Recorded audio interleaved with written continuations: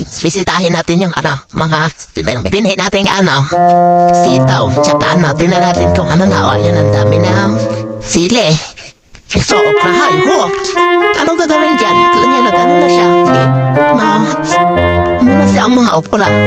O, ayan yung Dadapan mo rin, Tatahubrahin, ha? O, ayan. O, guys, Ano to?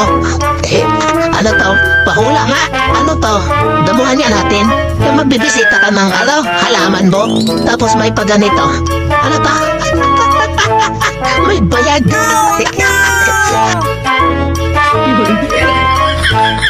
Ano ba yan?